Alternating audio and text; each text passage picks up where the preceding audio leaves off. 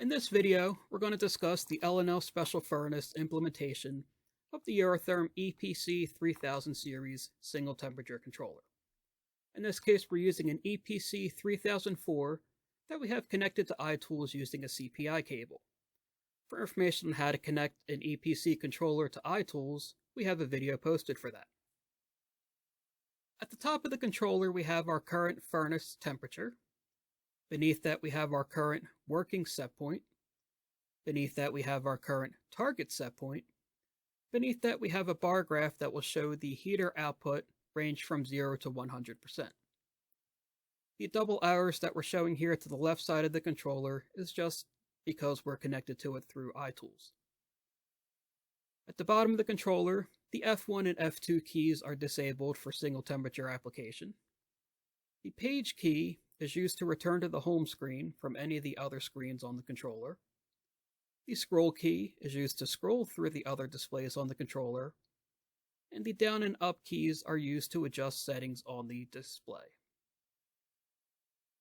From the basic home screen, the operator is able to adjust the target set point.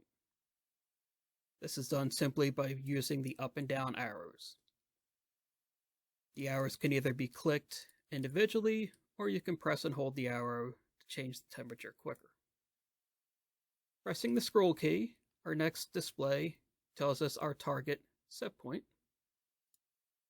The next display tells us our working set point. The next display tells us what our current heater output percentage is. The next display tells us our current set point up ramp rate. Currently, the up ramp rate is set to off. Next display tells us our set point down ramp rate, which is also set to off. And our final display is letting us know that our ramp rate is in degrees per hour. So from the screen, we can see that while making adjustments to the target set point, the working set point stays with it. This happens whether we're going up or down. Our target set point and our working set point always read the same. We scroll through a couple screens here. And now if we adjust our set point up ramp rate from off to 40 degrees. Now we're telling the controller when it's increasing temperature to ramp at 40 degrees per hour. So now when I go back to the home screen and I adjust our target set point upward, this case will stop at 100 degrees. Our target set point is reading 100, but our working set point is still reading 80. That's because our working set point will increase at a rate of 40 degrees per hour, because that's what we set our up ramp rate to.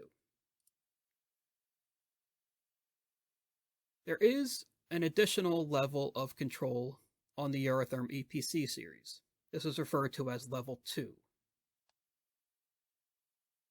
I'll quickly set this controller to level 2 and show the one difference that level 2 brings.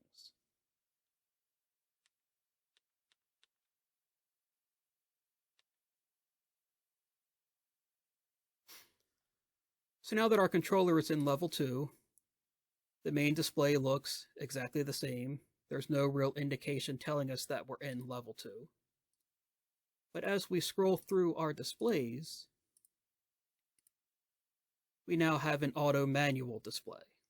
This allows the operator to toggle the controller into manual mode. Manual mode gives us this little hand icon. So now where the operator was previously able to adjust the target set point for the controller, we're now able to manually adjust the output percentage going to the heating elements. Manual mode is usually used as a troubleshooting step. It allows us to check what the power draw is on the heating elements at 100% output. It gives us an indication of the life of the heating element. Above that case, there's no reason that the controller should be in manual mode. It should always be running in automatic mode. So we'll set that back to auto mode. Our little hand went away, and now we're back at the home screen. This has been a quick overview of the L&L Furnace implementation of the Eurotherm EPC3000 series single temperature controller. If you have any questions, you can reach out to our service team at service@llfurnace.com.